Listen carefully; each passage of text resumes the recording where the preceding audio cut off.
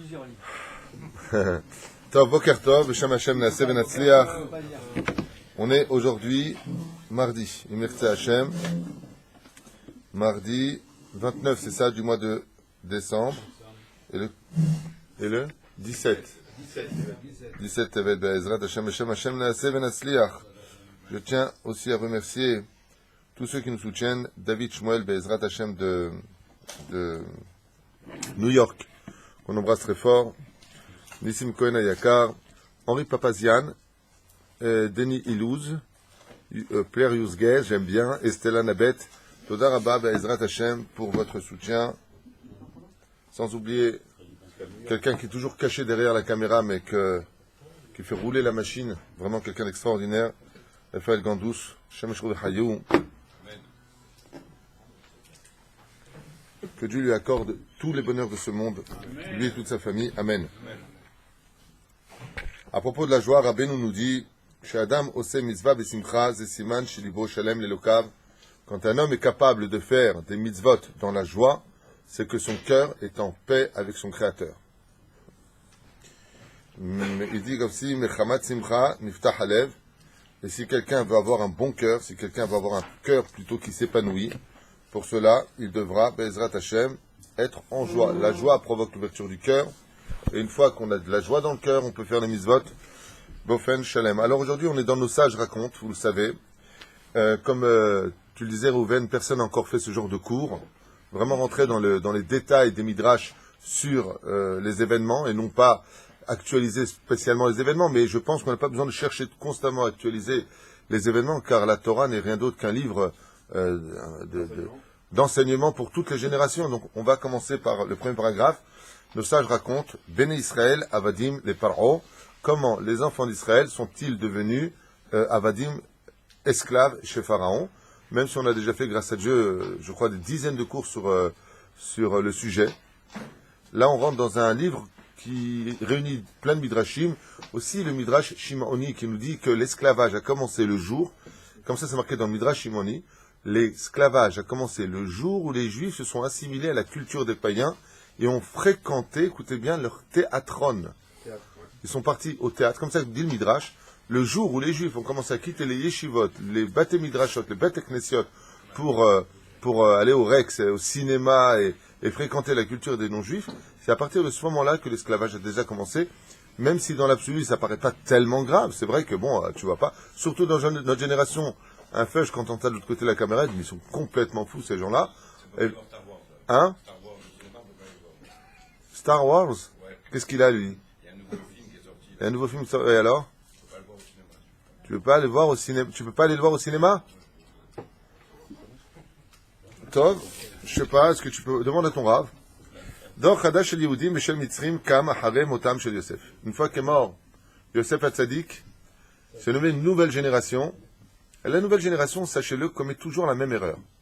Tous, sans exception, les nouvelles générations commettent toujours l'erreur de croire que eux savent mieux diriger l'avenir que les anciens. Ils ont toujours cette fatale erreur dans la tête. Chez nous, c'est le contraire. Moshe Kibel sera Moshe, c'est les vieux qui donnent, qui transmettent la suite. Chez nous. Dans la philosophie, les jeunes en savent plus que nous. Les jeunes, remarquez avec les parents par exemple, pour les jeunes, les parents comprennent rien, ne savent rien, ils n'ont rien pigé à la génération. Mais quand ils ont des problèmes d'oseille, de banque, de s'en sortent pas dans la vie, ils reviennent voir les vieux. Un truc de fou. Alors, là se lève une nouvelle génération, et un nouveau roi, là aussi, s'est levé en Égypte. Alors, il y a une marloquette, une marloquette, ça veut dire un conflit entre les sages, à savoir est-ce qu'on parle réellement d'un nouveau roi, ou on parlerait d'un roi qui s'est renouvelé. Celui qui parle d'un nouveau roi qui s'est levé fait allusion au premier pharaon donc de l'époque de Yosef, je vous rappelle qu'il était lui-même hébreu, cousin de Yosef Hatzadik, petit-fils d'Abraham Avinu, arrière-petit-fils pardon d'Abraham Avinu, sujet qu'on avait fait en cours qui s'appelle Pharaon l'hébreu ou un truc comme ça, je ne me rappelle plus, mais il faut savoir qu'il était lui-même circoncis selon les sages, comme c'est marqué dans Sheman al-Achmo, aussi dans le livre Avatraim, Parachat de Korach, où là-bas il rapporte tout ce commentaire, qui prouve par les textes de la Torah que le pharaon d'Égypte dont on parle le premier était juif. dans le langage qu'on pourrait comprendre aujourd'hui. Et là, Vayakom Melech Hadash Asher Lo Ikir et Yosef, qui n'a pas reconnu Yosef. Il y en a qui disent que l'ingratitude est le symbole de l'Égypte. Et il y en a qui disent que ici, Bémet, le pharaon, c'est un nouveau pharaon mamash qui s'est levé. Vraiment. Melech Shelo Ikir et Yosef, Velo Ratza Lishmo et Ma She'asa Lema'an Amo Lefnei Shanim. Donc on parle ici du symbole de l'ingratitude absolue. Asher Lo Ikir et Yosef, et c'est pour cela que, d'ailleurs, il faut savoir que la culture égyptienne, déjà à cette époque, s'était efforcée par tous les moyens d'effacer toute trace, il faut le savoir, toute trace, tout commentaire, tout indice qui montrerait la sortie d'Égypte. Il y a une espèce d'énergumène qui aurait écrit un livre qui voudrait dire qu'en réalité le peuple juif était un peuple inventé, sorti d'un autre peuple, n'importe quoi, un truc, je ne sais pas ce qu'il a voulu emmener le peuple juif. En tout cas, il a voulu essayer de montrer que le peuple juif n'a pas de réelle source divine. Le peuple juif vient de Abraham, de Yitzhak et de Yaakov. Nous avons les rues, les détails et les lieux. Baruch Hashem, contrairement à toi, qui fait des hypothèses. Donc il y a toujours des gens, aussi 4 écrivains qui ont écrit que la Shoah n'a jamais existé. Ils sont en train de faire un tabac. La Shoah serait une invention des Juifs. 4 écrivains, dont un Allemand, un Français, un Américain et un autre. Je ne sais pas d'où. Vous avez vu ça? Pas vu ça? Ils sont en train d'écrire 4 livres, essayant de prouver par tous les moyens que la Shoah n'a jamais eu lieu. C'est une invention historique. Regardez où on va dans la bêtise. C'est pour ça qu'il faut étudier son histoire et apprendre. Et bientôt, l'islam, dans 20, 30 ans, peut-être, ou 50 ans en Europe, inventera qu'il n'y a jamais eu d'Europe. Peut-être. Où est-ce qu'on va dans l'histoire? Où est-ce qu'on fonce? Ador Chadash al Yehudim, lo alar bedarkei avotav velo shamar et Torah ou mitzvot. Comme ça nous dit le Midrash. Et malheureusement, cette nouvelle génération a laissé tomber la Torah, l'étude de la Torah et l'accomplissement des mitzvot. Lachen ishkeach Hashem milev hamitzrim. Et Dieu a fait en sorte que le cœur des Égyptiens se remplisse de haine sur les Juifs.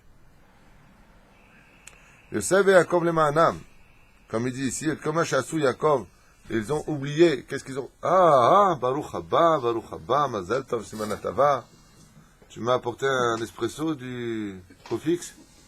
Je vais vous le chercher juste après le cours. Juste après le cours. Très très bon. Ouais, d'abord Bineder, surtout qu'il a venu Brak, mais d'abord et avant tout, Mazal Tov et Arbe Hatzlacha Be'ezrat Hashem. את כל הטוב והעושר היו להם בזכות היהודים התחילו המצרים לקנח ביהודים ולשנוא אותם בגלל עושרם והצלחתם.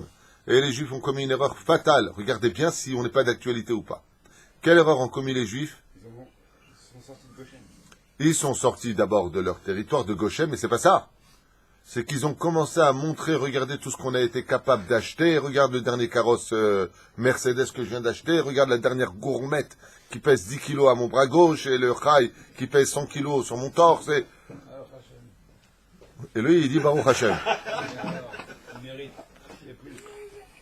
Mais t'as rien compris, on n'est pas en train de dire s'il mérite ou pas, on est en train de dire pourquoi tu montres ça.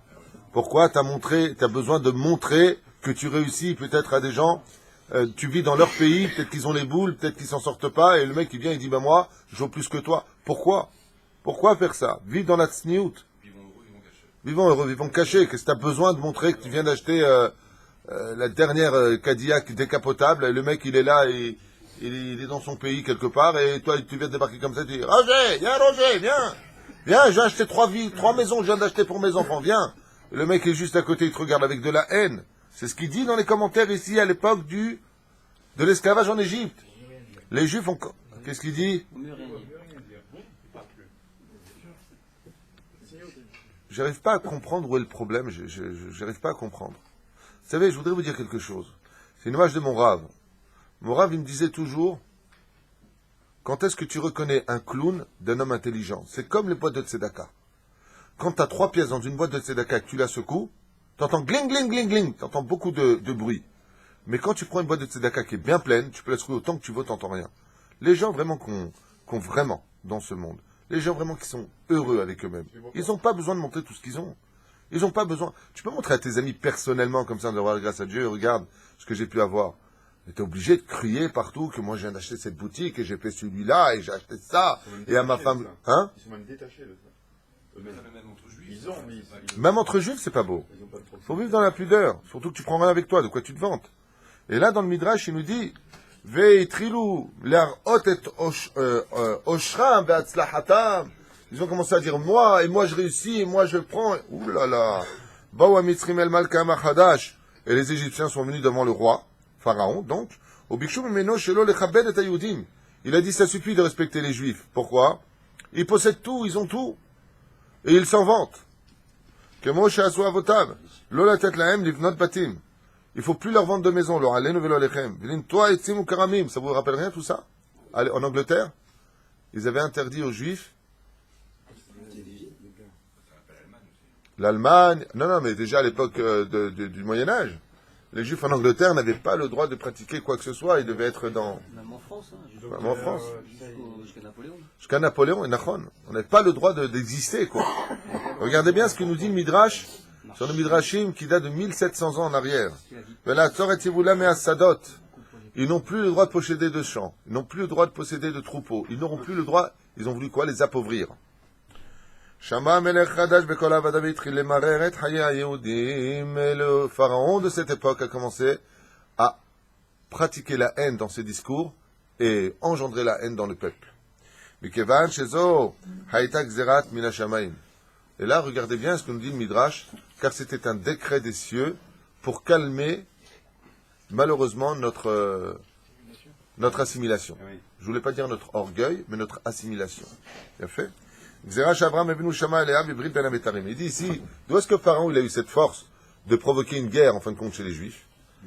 Il avait tout simplement les récits des Juifs chez lui, et il a vu que Dieu avait décrété que le Pharaon en Égypte devrait les mettre en esclavage. Il a dit à Dieu, Ashtidag, Alay, je prends. Voilà, et ça lui a coûté cher. Là, chez vous de Mitzrayim et Mitzrayim. Havan et Trakemam Amrim à Mitzrim. באו המצרים אל פרעה מלכם ואמרו לו, עם ישראל גיבורים וחזקים מאיתנו בהרבה. Maintenant, les Égyptiens, regardez bien ce qui a marqué. Dieu, qu'est-ce qu'il a fait? Il a donné une très grande réussite aux Juifs. Réussissez dans vos affaires, réussissez dans vos relations, réussissez dans votre façon de parler. Ils parlaient couramment plein de langues, les Hébreux, à cette époque. D'accord? Aval, takshivu tov. Non seulement ça, mais Dieu faisait en sorte que chaque bébé juif et chaque fille juive qui naissait soit extrêmement belle, avec des corps de fous. Regardez bien ce que dit le Midrash. Am d'Israël giborim vechazakim be'arbe. Ils étaient extrêmement forts physiquement, et n'importe quel juif pourrait se battre avec beaucoup plus d'ennemis que lui seul. Donc qu'est-ce qu'il a fait Hachem?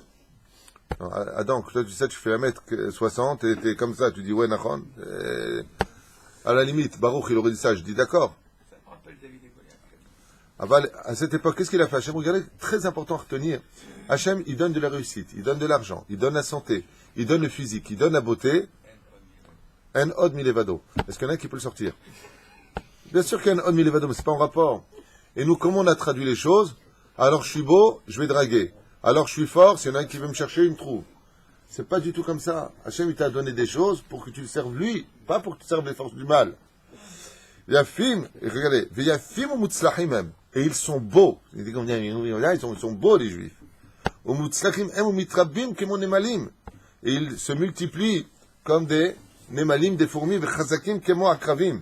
Et ils sont puissants quand tu les frappes. Leur force physique, ils sont comme des akravim, comme des scorpions. Ou gvoim va anakim. Et ils sont tous hauts de taille. Bien, on était des mannequins, ça veut dire. פוחדים אנחנו מהם כי ירשו את כוחם אבותיהם שגם הם היו חזקים וניצחו תמיד גם כן כשיהיו מעטים מול רבים. Et si on les laisse se multiplier comme cela, c'est incroyable. Nous les observons, leurs femmes vont au mikvé et quelques jours plus tard seulement, elle est déjà enceinte. Ça veut dire quoi? Chaque fois qu'elles vont, ces femmes au mikvé, mit abrot, vemit abrot. Elle dit à Pharaon, mais le problème c'est qu'elles ne sont pas enceintes d'un enfant. Elles sont enceintes entre 6 et 12 enfants. Elles accouchèrent entre 6 et 12 enfants. Shisha bekeres echad, il y en a qui disent 6, il y en a qui disent 12. Lorsqu'on apprend des mots du verset, il y a 6 mots pour dire qu'elles étaient enceintes. Pourquoi? Pour dire qu'il y avait à chaque fois 6 enfants. Et ils se multiplient, et tout leur réussit dans leur vie. La reine Kedel et nous, les traquem itam. Il est préférable maintenant pour nous de devenir plus intelligents. En réalité, de quoi avaient peur les Égyptiens? Alors je ne sais pas si je vous l'apprends pas, même si j'en avais déjà parlé. Les Égyptiens ont commencé à avoir peur parce qu'elle était la métropole du monde et que tous les étrangers, les non-juifs qui venaient en Égypte, voulaient devenir juifs. Et dit Veitrabou, ils sont devenus très nombreux. C'est pour ça qu'on n'est plus passé à Goy Echad, mais on est devenu Am Israël. Avec tous ceux-là qui venaient pour devenir juifs. Pourquoi ils voulaient devenir juifs? Pour avoir la réussite des juifs. Comme ça, à l'époque, et ça me rappelle encore ce que moi-même j'ai vécu avec un non-juif, je lui ai dit, mais pourquoi tu veux devenir juif? Il m'a dit, parce que j'ai envie d'avoir de l'oseille. C'est pas une blague, hein. C'était à table. Avec un non-juif qui me parlait de sa conversion. Je lui ai dit, mais c'est quoi vraiment le... Il m'a dit, écoute, j'ai envie d'ouvrir des boutiques, j'ai envie d'avoir de l'oseille. Je lui ai dit, pourquoi vous en avez pas, vous? Pas besoin. T'achètes l'honorachid, tu peux être un très bon goy, t'as pas besoin d'être un juif. Tu peux être un très très bon non-juif. Où est le problème? Il est bon pour nous maintenant de les prendre par la ruse. Afin de les exterminer. Ouais. Afin qu'ils ne se multiplient pas à un tel degré qu'ils soient beaucoup plus nombreux que nous. Regardez le délire. Ouais. On parle de plusieurs dizaines de millions, peut-être des centaines de millions d'habitants à cette époque. Parce que vraiment tout le monde venait en Égypte. C'est le pays le plus peuplé du monde. Ouais. Et les Juifs à cette époque, ils étaient à peu près 20 millions en Égypte. Sur des centaines de millions. Aujourd'hui, vous prenez un non-juif, vous lui demandez, c'est pas une blague, c'est un truc que j'ai vu, qu'on m'a montré. J'étais à Paris chez ma sœur. C'était une émission sur un séquer qui était fait. Un séquer, c'était un sondage. Combien y a-t-il de juifs en France? C'est pour la question. Tu as vu ça? 30 millions, 15 millions. Ah, tu l'as vu aussi? Moi, ça m'est arrivé. Dans la rue, hein? Combien, d'après vous, y a-t-il de juifs en France? En France, au moins 30-40 millions. Bah alors le mec, il était mort de rire, il est passé à un autre. Il lui a dit, combien y a-t-il de juifs dans le monde, d'après vous? Oh, au moins 400 millions. Au moins. Après, ils sont partis aux États-Unis, ils ont posé les mêmes questions. Aux États-Unis d'Amérique, il y a 310 millions d'habitants à peu près. Combien y a-t-il de juifs aux États-Unis? Le mec, il a dit, à mon avis, au minimum 60 millions. Et encore, peut-être 100, 120, 130 millions. Rabotaille, on est recensé aujourd'hui 14 millions de juifs. Vous retirez ceux qui sont pas réellement juifs parce que la mère n'est pas juive. Vous retirez ce qu'il faut retirer, je ne vais pas rentrer dans les détails. Si on arrive à 10 millions, c'est un miracle. Dans le monde. Dans le monde. On est peut-être 10 millions réellement juifs, mamache. De quoi est-ce qu'on... Dans le monde. Et c'est vrai que partout où tu vois des juifs. Il y a un problème. Manas. Ça, c'est la force d'Hachem, exactement. Lorsqu'il m'amène à Shehara la Yehudim, qui zacharet ma shesipru lo avotav ala tova agdola sheasu avotehem, shel Yehudim im avotav.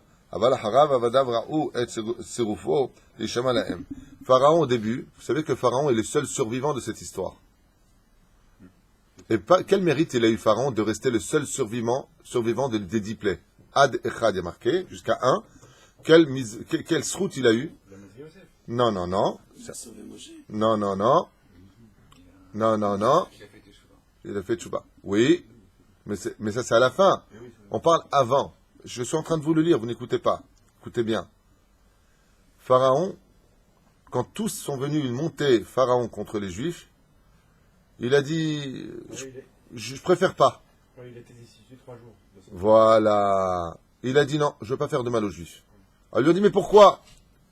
Il a dit, parce que chaque fois que les Juifs sont venus dans notre pays, il y a eu la bénédiction, et regardez, aujourd'hui, on est une grande armée, on a plein d'abondance, il manque rien en Égypte, il ne faut pas toucher aux Juifs. Ensuite, ils ont dit, alors, puisque c'est comme ça, ils sont avec des gardes, ils ont retiré la couronne de sa tête. Il a dit, mais vous n'avez rien compris, celui qui fait du mal à un Juif le paye cher. Vous vous rappelez pas de mon grand-père, Pharaon, quand il a pris Sarah, il a été frappé. Quand Abimelech a pris Sarah, il a été frappé d'impuissance, lui et tout son royaume. Faut pas toucher aux Juifs, on risque de le payer très cher. Qu'est-ce qu'ils ont fait? Ils l'ont mis en prison. Il a dit, ok, j'accepte. 3 jours de prison. Comme ça, du Midrash. Ils ont pris Pharaon, ils lui ont dit, tu veux pas t'en occuper? Alors on t'obéit plus. Pharaon, iskim. Orido mikise malchuto vichnisu oto le bet ha'asurim. Et ils l'ont mis en prison, Pharaon. Nichna melech viftir la avadav she'ase kol ma shevakshu mimenu. Remettez-moi à ma place de roi, et je ferai ce que vous me demanderez.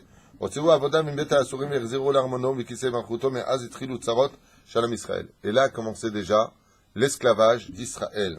Amelech gazar alehem be'ashpaat sarav va'avadav gzerot kashot ve'evid otam ba'avoda kasha me'od va'afaram la'avadam.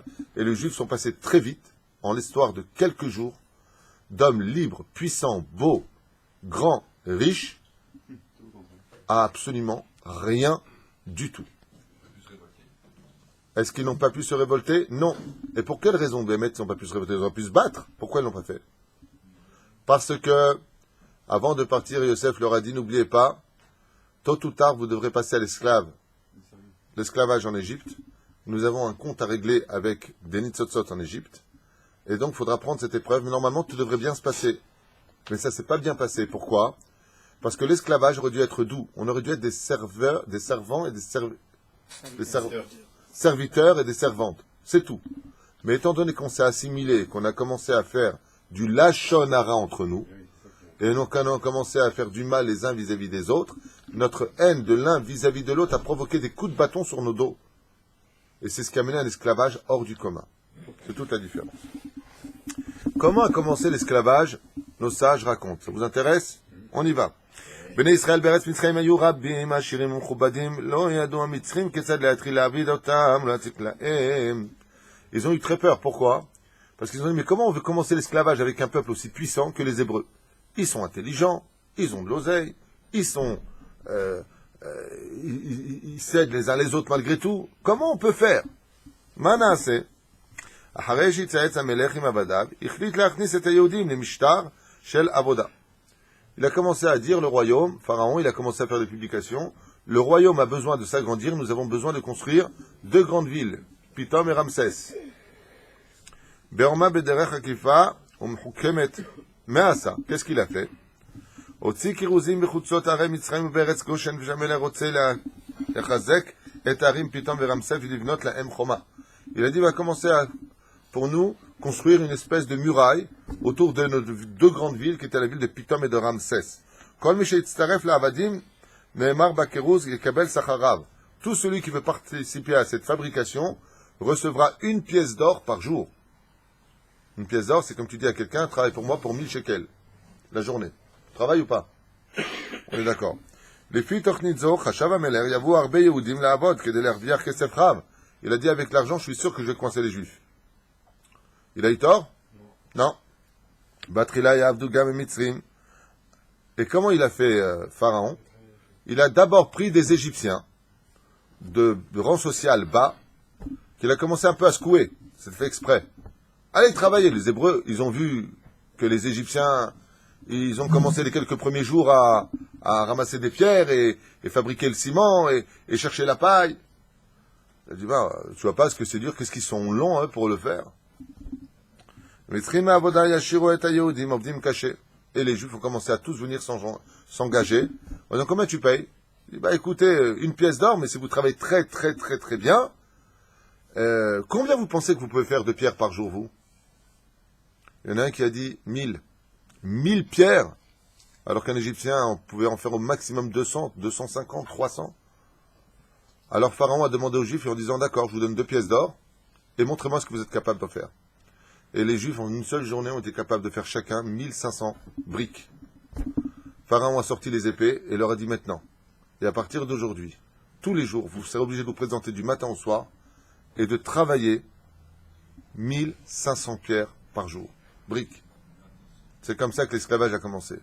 Ils se sont donné une seule journée au maximum de leur potentiel et il leur a fallu travailler cela pendant 210 ans. Vous voyez, s'ils avaient été un peu plus humbles. Tu n'avais pas dit, et moi, ben moi je vais faire. Combien tu veux? Allez, dis-moi. Sois humble. On verra ce que Dieu me donne comme force. Si j'arrive à faire, tant mieux. Si j'arrive pas, voilà. On aurait fait 200 briques par jour comme les Égyptiens. On aurait pu. Mais non. Ah, et moi. אם התנגדו היהודים אלו ירצו לעבוד צבא, המלך להעניש אותם ולהחצותם מכוחם להמשיך ויהפכו את בני ישראל לעבדים בארץ מצרים. Et Pharaon, il a été très intelligent sur ce coup. La vérité, il a joué très fine.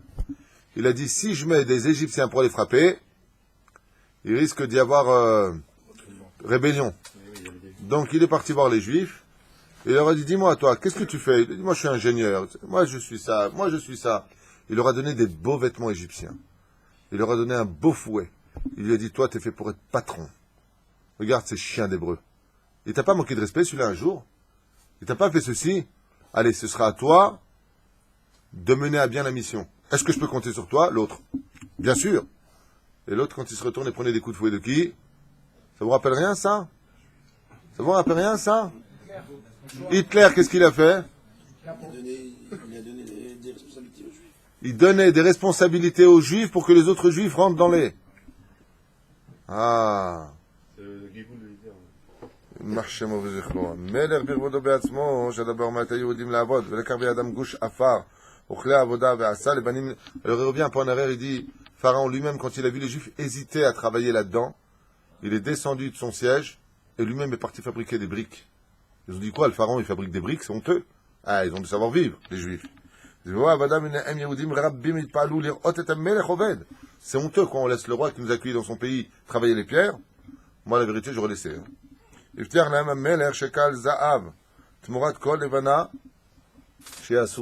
Moi, je vous ai dit une pierre. Ici, dans le Midrash, il dit, je vous promets de vous donner une barre en or, comme tu dirais un lingot d'or, pour chaque pierre que vous me ferez.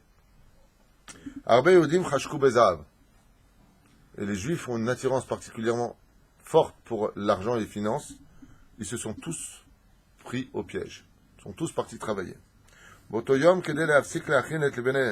סוף היום ציווה המלך לספור מספר לבנים שעשו, ולא רק שלא עשו, שילם להם בעבודה הקשה, אלא עליהם להספיק מיום והלאה להכין אותו יום מספר לבנים, ce que je vous ai dit, non seulement on les a pas payés, mais il leur a demandé de faire exactement la même chose. Alors qu'est-ce qu'il leur a dit au début? Je vous paierai la semaine prochaine. Après, je vous paierai à la fin du mois. Après, il dit non, on va faire un compte, je vous paierai à la fin de l'année. Mais comme ils étaient devenus faibles et épuisés, sortis de nos maisons, les femmes ont commencé à être violées, les enfants tués. Il a commencé à avoir un esclavage terrible qui a démarré, du jour au lendemain. Et d'un coup, ils ont vu que Akadosh Baruch Hu avait mis les Hébreux dans les mains des Égyptiens. Alors ils ont arrêté de fréquenter les théâtres. Ils ont commencé à avoir peur. Ils ont reformé leur ghetto qui était Goshen. Ils ont commencé à prier. Ils ont commencé à pleurer. Ils se sont rendus compte qu'ils avaient un peu exagéré.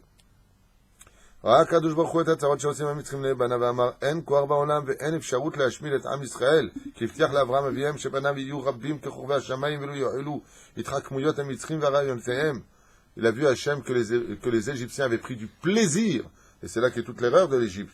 Arrête, si les Hébreux devaient être en esclavage par l'Égypte, qu'est-ce qu'on pouvait reprocher à l'Égypte elle-même ou aux Égyptiens? Arrête, c'était un décret divin.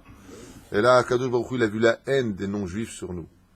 D'accord, je vous ai demandé de les mettre en esclavage pour une période déterminée, mais pas avec autant de haine, pas avec autant de force, pas avec autant de plaisir.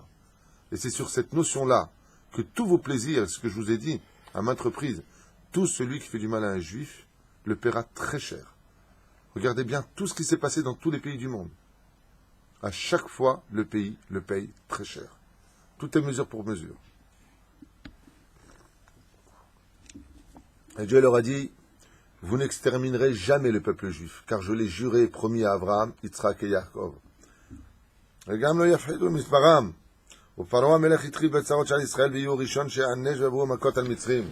il a dit, Pharaon, tu seras le premier à être puni pour avoir piégé mon peuple et avoir pris autant de plaisir, une fois que tu as commencé, de les voir pleurer et de les insulter. Kach itri la she'ebud Mitzrayim. בואו עכשיו נכנס קצת בעבודה. ברמאות הבטחות שב הפכו המצרים את בני ישראל מאדונים לעבדים. C'est ce que je vous ai dit. Le plus grand esclavage qui a commencé a été la chute morale des Hébreux, qui étaient patrons et qui sont devenus esclaves en une seule journée. Ça, c'est une chute horrible. Le mec, il a toutes ses affaires, machin truc chouette, il se retrouve en train de prendre des coups de fouet dans le dos et être traité comme un moins que rien. Hein? Je rigole. L'homme est cabelle.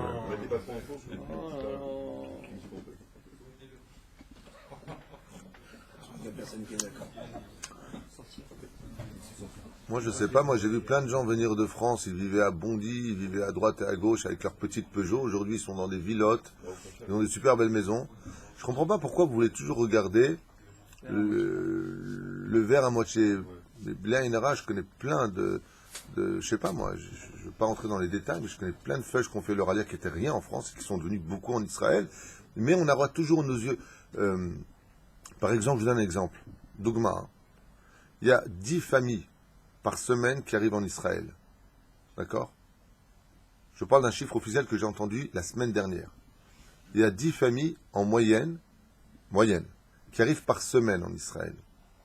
Il y a une famille, peut-être, je dis bien une famille, j'ai demandé à Émile qui fait des déménagements, il m'a dit il y a une famille toutes les 2 semaines qui repartent. Quand tu viens, tu dis à quelqu'un, tu sais, toutes les semaines, il y a une famille qui repart en France. Oh, Habibi, il y a 10 familles qui arrivent par semaine.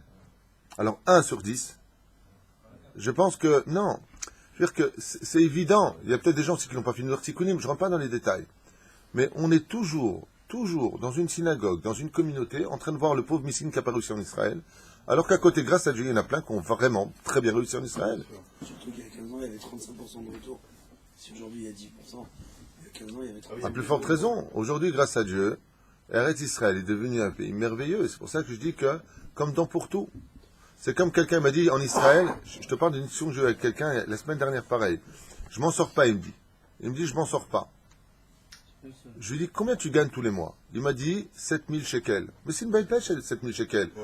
Tu t'en sors pas. Pourquoi? J'ai acheté une maison, j'ai acheté une voiture, j'ai pris le crédit, Ah bah c'est rare, Rabota, et chez vous. En France, tu t'as acheté la maison? Non. Non, mais il faut bien que j'achète, ça sert à rien de louer. Donc, on rentre dans des considérations où, parle de ce que tu as acquis. C'est dur pour moi parce que j'ai acheté un 4x4 et j'ai acheté une belle maison. Là, ça devient plus logique, mais on dit jamais ça. Ouais, c'est très dur, punaise, j'ai trop de trucs à payer. Baba, t'as guide Toda, tu as acheté quelque chose? Ouais, vous comprenez ce que je veux dire? On voit toujours ce qu'on sort, jamais ce qu'on rentre. Et ça, c'est une maladie un peu feuge. C'est un truc. Non, ce que je veux dire par là, c'est que on a.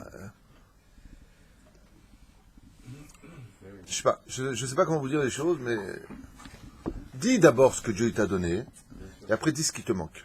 Tu verras que dans l'oreille de celui qui t'écoute, il va te dire, t'as de la chance, hein. T'as la voiture dans le parking et une maison qui t'appartient, que tu payes tous les mois, donc tout le loyer que tu payes, qui est très dur, c'est pour toi en fin de compte.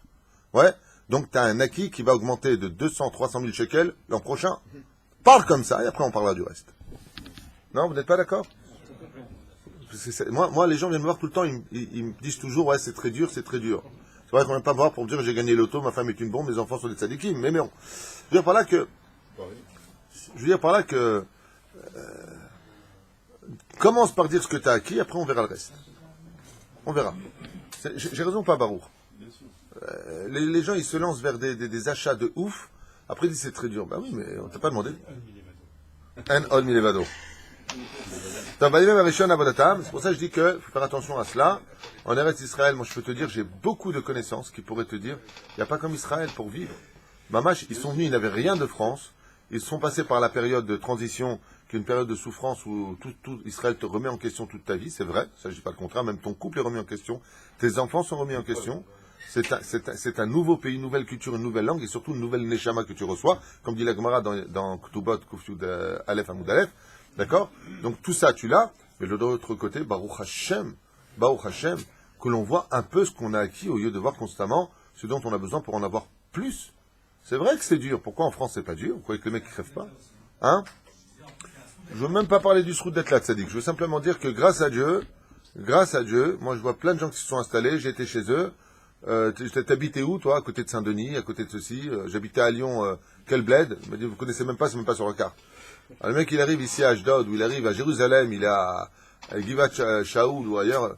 Baba, t'as guide Toda, Makara Lecha. Ouais, mais c'est très dur, tu comprends, moi en France, j'avais ma petite imprimerie, je m'en sortais. Et là, aujourd'hui, je travaille dans une imprimerie. Ben, tant mieux, aujourd'hui, d'être ouvrier, c'est moins de soucis que d'être patron. Hein. Ça, c'est sûr. Ça, c'est sûr. Hein? Non, mais c'est vrai, sincèrement, je sais pas, moi je vois les gens, grâce à Dieu, on se promène rien qu'en Israël, il fait tout le temps beau. Et on est en hiver, on est en petite chemise, à part Adam qui est avec un anorak, je sais pas d'où il sort. Il y a comment quelqu'un en petite chemise en hiver? Voilà, Baruch Hashem fait beau, il fait bon, on est sur notre terre, il y a notre Dieu, il y a notre Baruch Hashem. Fait bon. Tu vivais où avant, Adam, toi? À Toulouse, non? Toulouse. Ah, c'est une longue histoire. Mais Non, mais je suis pas Mireille. Non, mais Adam, je suis pas Mireille Dumas, je veux pas que tu me racontes ta vie, je veux savoir où tu habitais où avant. Rue de la Charrière. Dans la ville rose. Ça, tu... La ville rose, très très bien. Toulouse. Très bien dit, c'est comme ça que vous appelle. Aujourd'hui, tu habites Baruch Hashem, au Gan Eden, à Ashdod. Waouh. Exact. Ezor City. Yamani. ton adresse, je vais avoir de la visite, tiens. T'as pas répondu tais-toi pendant le cours. בימים הראשונים עבודתם שילמו להם, עבדו איתם, ואחריהם זמן קצר התחממו למצרים. עבודתם, היהודים הסכימו התשתדלו מאוד לעשות כרצון המצרים, כדי לקבל מכות וגזירות חדשות מיום יום. אבל למרות שהתאמצו קשה, יצרו בניין בתים. Qu'est-ce qu'ils ont fait les Égyptiens? Ils ont mis à fabriquer près de la marée haute et la marée basse. Pourquoi? Pour que moralement, il n'ait plus du tout de force. Ça a été le pire des esclavages. Pourquoi? Quand tu prends des milliers d'hommes et tu dis fabrique-moi cette ville, mais une fois que la ville elle est finie, qu'est-ce que tu fais? Bah, Zéou Nigmar. Mais là, tout ce qu'ils construisaient se détruisait. Je vais raconter un machal et Madavar Domé. Un jour, un homme a été condamné à 20 ans de travaux forcés. Et pendant ces 20 ans de travaux forcés, il a construit une grande tour. Ouais. Et puis, voilà qu'après ces 20 ans, il sort de prison, s'est marié. 5 ans plus tard, il a un enfant. Et après ces 10 ans d'être sorti de prison, cet enfant a 5 ans. Il se promène sur la route et il s'arrête. Il prend son fils dans les bras et lui dit, tu vois cette tour, mon fils? Il dit, waouh, elle est grande, elle est belle. C'est papa qui l'a construite. Oh, papa, t'es trop fort. Il y a quand même dans la souffrance, quand il reste des souvenirs, un petit sourire qui peut apparaître en disant, bon, c'est vrai que j'étais 20 ans de travaux forcés, mais regarde, c'est moi qui ai fabriqué cette tour. Les Égyptiens avaient une telle haine des Juifs qu'ils ne laissaient non seulement aucun souvenir, mais que personne n'aurait pu venir en Égypte et dire, tu vois, ça c'est moi qui l'ai construit. Pourquoi? Parce qu'ils faisaient les choses de telle façon à ce que tout ce qui était construit était détruit. Alors il y a deux déotes. Il y en a un qui parle de la marée haute et la marée basse, et il y en a qui parle qu'une partie des esclaves juifs devaient construire, et l'autre partie devait détruire. Pendant le jour, ils construisaient, et l'autre partie des autres quartiers devait détruire le travail des Hébreux. Ce qui fait qu'ils arrivaient le matin, il fallait refaire constamment le même mur. Il y avait un film comme ça s'appelait pas la quatrième dimension, là. C'est les mecs un jour sans fin, je sais pas comment ça s'appelait, peu importe. Mais il n'y avait pas de fin à son histoire. Oui, tout à fait. Hitler faisait pareil à Juifs. Il les faisait creuser de grands trous, très profonds, des très très profonds, et les autres sortaient la nuit pour reboucher ces trous. C'est exactement la même chose l'un et l'autre. L'esclavage, réellement, il a duré 80 ans. Puisqu'on est sorti 210 ans plus tard, après être arrivé en Égypte. Lévi est mort à 147 ans. C'était le dernier des 12 tribus. Le lendemain a commencé l'esclavage. Si on fait le calcul, ça fait à peu près 80 ans. Mais 80 ans intenses. Nuit comme jour, où Pharaon avait donné le travail des hommes aux femmes et le travail des femmes aux hommes. C'est bien. מנעו את רבו התחזקו מה עשו עכשיו, אנא בלעם למלך, ישלחנה המלך להביא לפניו את שני יועציו החשובים ביותר, וישמע דעתם החלום ביטחונון. Alors maintenant, on va parler de la tribu de Lévi et du rêve de Pharaon. Vous savez que Pharaon lui aussi il a fait un rêve. On va voir ce que ce rêve a donné. Zachar shevet Lévi velo avad bemitzraïm. Alors, d'abord et avant tout, il faut savoir que la tribu de Lévi n'a pas était mené à l'esclavage. Pourquoi? Sur l'ordre de Yosef Hatzadik, et Pharaon, par ses calculs, a compris une chose. Ils ne se sont pas assimilés aussi. Hein? Ils ne se sont pas assimilés.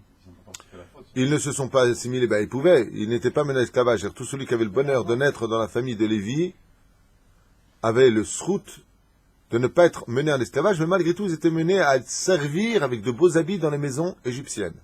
Pourquoi? Il y a beaucoup d'explications à cela. Bon, on irait biachad. Et si c'est pas marqué ici, je vous rajouterai d'autres connaissances.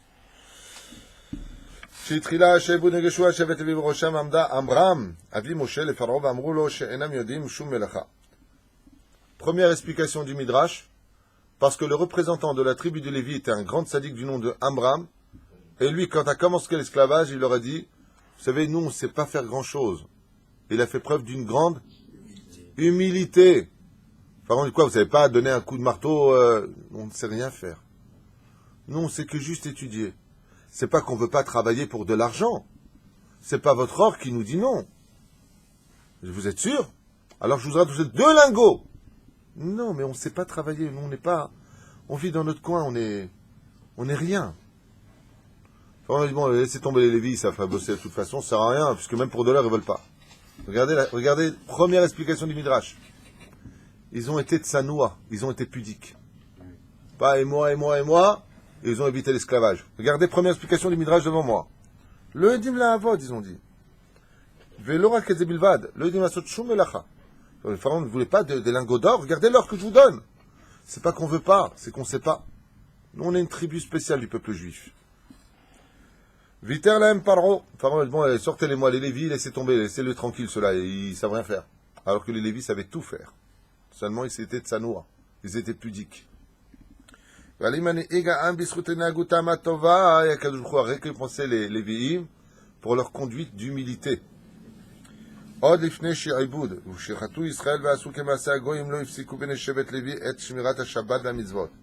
Et la deuxième chose, c'est que pendant que toutes les autres tribus s'assimilaient à la culture païenne, les Lévi'im étaient eux restés dans les Baté Midrashot, ils étudiaient la Torah et essayaient de ramener le peuple à la Teshuvah. Ils étaient Shomer Shabbat, Shomer Mitzvot, pratiquaient la Brit Mila.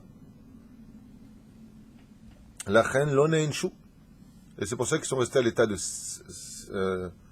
servantes et serviteurs à un bon degré, habillés avec de beaux habits, comme ça aurait dû se passer pour tout le monde, à la base. Et pourquoi Dieu il a fait ça? Pour montrer que pas du tout. L'esclavage a été dur à cause de vous, de vos actions.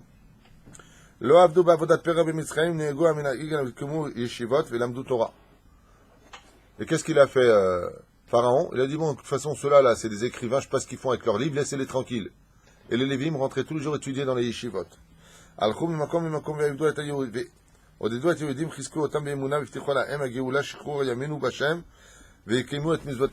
de vous rebeller contre Dieu, disaient les Lévim, et ils partaient sur les chantiers, encourager leurs frères, blessés, prier pour eux, et les mettre comment dire, leur faire retrouver le sourire, en leur disant que la Géoula était proche. La Géoula est proche, tenez bon. Et eux, ils venaient. Mais Pharaon, lui, il a eu un autre piège. Et quel a été son piège? C'est que, avant que ne viennent les Lévi'im le voir, il a regardé dans les constellations, il a dit, mais d'où va venir, je sais qu'ils devront partir du pays, mais d'où va venir leur libérateur? Et en regardant les étoiles, il a constaté que ça viendrait d'une tribu du nom de Lévi. Et là, quand il a vu ça, et que le lendemain sont venus la tribu de Lévi, Pharaon, il les a piégés en réalité. Et il leur a dit, personne ne touche à cette tribu-là. Vous ferez ce que vous voudrez. Pourquoi? Parce qu'un esclave, qui est mené par un autre esclave, il n'a pas de problème dans ce cas-là. Pourquoi? Tu comprends mon langage, toi, tu sais ce que c'est d'avoir souffert comme nous on a souffert. Mais le mec, il vient, il fait CGT, CFDT, il a toute sa vie été patron, il a roulé dans des voitures de luxe, et il vient dire à des pauvres ouvriers ce qu'ils doivent faire. Il dit, quittez-toi, pour ne pas que le libérateur qui vient de la tribu de Lévi, Moshe, soit accepté par les esclaves. Il a mis toute la tribu de Lévi, ne sachant pas qui il serait, le libérateur chez eux, toute la tribu, il leur a mis quoi? Respectez-les, donnez-leur. Ce qui fait que quand Moshe est arrivé en disant, je suis le libérateur, il dit, mais t'es un Lévi, toi? Qu'est-ce que tu viens de nous donner des ordres? Qu'est-ce que tu es en train de nous dire? Tu sais ce que c'est, toi, de lever des pierres? Tu sais ce que c'est d'être mordu par un coup de fouet? Tu sais ce que c'est, toi, d'avoir sa femme éventrée? Tu sais ce que c'est de voir des enfants violés? Toi, t'as grandi dans de la soie. Donc, ils ne l'ont pas accepté. Et ça faisait partie du piège de Pharaon. Ah ouais, non, mais... Ah non, mais il se renseigne, avant de... C'est évident. Maintenant, il nous reste 5 minutes. Pharaon fait un rêve.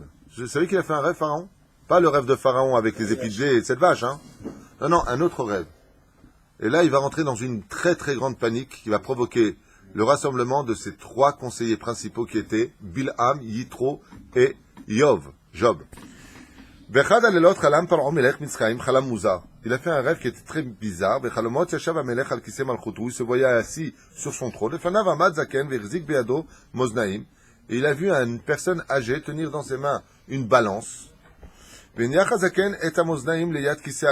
posé cette balance à côté du trône divin, du trône de Pharaon, le Fatfav Dalim.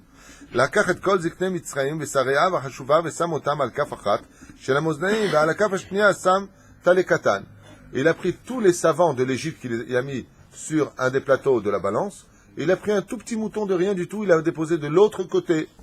Et qu'est-ce qui s'est passé? Alors que d'un côté, il y avait des dizaines et des dizaines de personnes qui auraient pu faire influencer la balance du côté, pencher la balance par leur poids, c'est le petit allé, c'est le petit mouton de rien du tout, qui l'emporta, bamash betsura me'od gveda, sur tous les autres. Waouh! Ishtomem Paro vesha'al. Pharaon s'est réveillé surpris et il savait que ce rêve avait une signification. Comment c'est possible que le poids d'un petit agneau de rien du tout puisse l'emporter sur le poids important d'autant d'hommes d'Égypte? Il a réuni donc tous ses serviteurs. Il leur a dit, écoutez, j'ai fait un rêve, je veux que vous m'en donniez l'explication.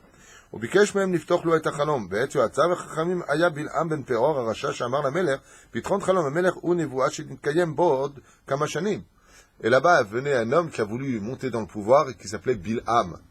Il a dit, mais ce que vous avez fait, c'est pas réellement un rêve, c'est presque une prophétie.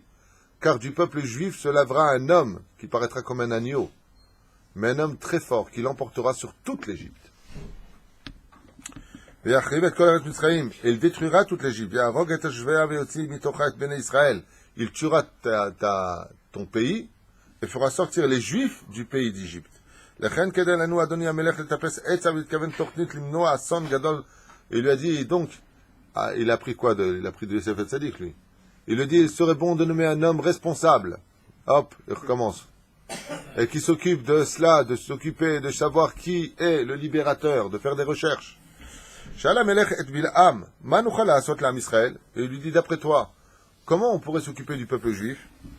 Pourquoi le roi lui dit, d'après toi? Parce que Pharaon, il ne veut pas lui-même s'occuper du problème.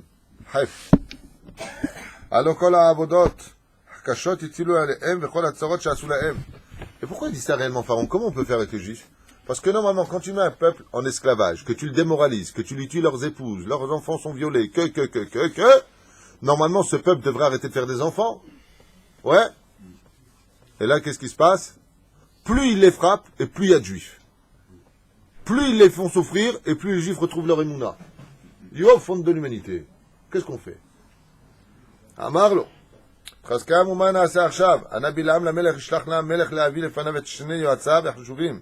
Et nous allons prendre conseil avec eux. Et là-bas sont venues 3 personnes, en tout, chez Pharaon, Bilham, Yov, je vous l'ai dit, et Yitro. Yitro va s'opposer au décret, Yov va se taire, et Bilham va donner le décret. Yitro s'est levé et va partir. Alors, Bilham, vous savez comment il va faire?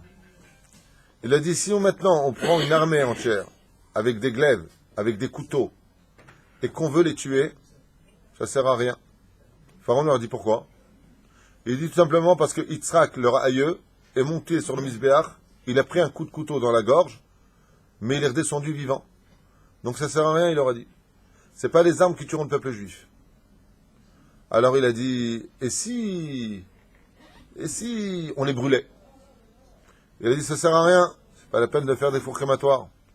Abraham, leur aïeul, a été jeté dans la fournaise ardente, il en est ressorti vivant. C'est un peuple, faut pas agir ainsi. Pharaon, il avait un peu peur de quoi? Il avait peur des représailles de Dieu sur le peuple juif, à cause du peuple juif, sur les Égyptiens. Il a dit, en plus, si on les frappe par le glaive, Dieu va nous envoyer des glaives sur la tête.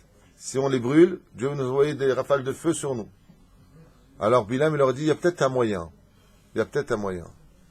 C'est de les tuer par l'eau. Il dit pourquoi? Parce que Dieu a promis, il a promis de ne plus jamais apporter le maboul dans le monde. Et qu'est-ce qu'a fait maintenant Bilham? Il a dit, laisse-moi vérifier quelque chose. En regardant dans les constellations, il a vu qu'effectivement, le libérateur mourrait à cause de l'eau. Et il ne s'était pas trompé. Pourquoi Moshe Rabbeinu est mort dans le désert? Parce qu'il a frappé le rocher qui devait sortir de l'eau. Mais comme il ne voyait rien, il voyait juste eau, mort, libérateur, il dit, ah ben voilà le problème, on a trouvé. Il va falloir jeter les Hébreux dans de l'eau. Comme Dieu ne se vengera pas par l'eau parce qu'il a promis de ne plus envahir le monde par de l'eau, ça c'est bon signe. Et en plus, le libérateur, on a vu que c'est à cause de l'eau, d'un problème d'eau, qu'il mourra. Donc, ils se sont complètement trompés. On verra la suite, Be'ezrat Hashem, pour ce que je vous libère. On verra la suite demain, Be'ezrat Hashem.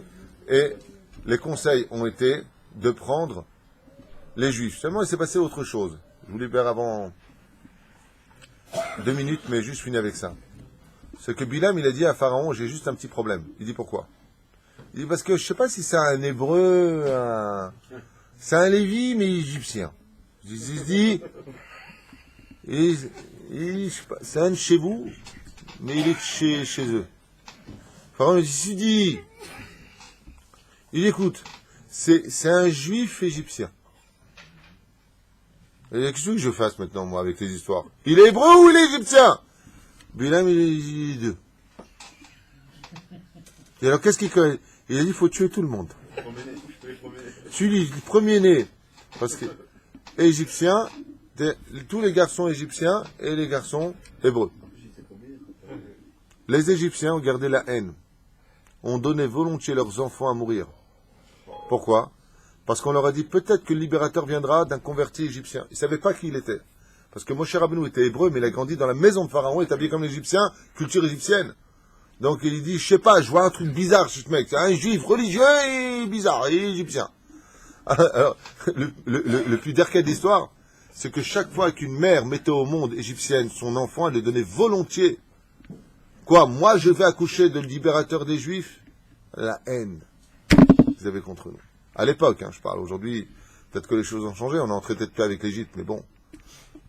Quoi qu'il advienne, pour vous dire un petit peu comment ça s'est passé, c'est que l'un et l'autre ont pris cette direction, et vous savez que Amram, le chef spirituel des Juifs de cette époque, a fait un décret qui était que les hommes devaient divorcer de leurs femmes, tous sans exception, afin de ne plus accomplir la mitzvah de Péria Vérivia, d'avoir des enfants, pour éviter cette catastrophe. Et Myriam reprendra le flambeau de l'histoire, Myriam, qui fait partie du monde d'en bas. Un cours qu'on a fait l'an dernier sur le Sod HaChashmal, qui s'appelle Moshe, les eaux d'en haut, et Myriam, les eaux d'en bas, tout ce qu'on appelle Mariam, la femme qui vient du symbole de la mer, du monde d'en bas, de l'océan d'en bas. Très important de voir ce cours pour comprendre pourquoi Moshe et Myriam sont reliés dans leur surveillance l'un pour l'autre. Moshe fait attendre le peuple juif quand Myriam est dans la lèpre pendant 7 jours, et Myriam surveille Moshe jusqu'à ce qu'il soit en sécurité quand il est sur les flots d'en bas. Pourquoi? Parce qu'en réalité, Myriam est la responsable des eaux d'en bas, et Moshe est responsable des eaux d'en haut. El Maïm et la Torah. Kol Tuv.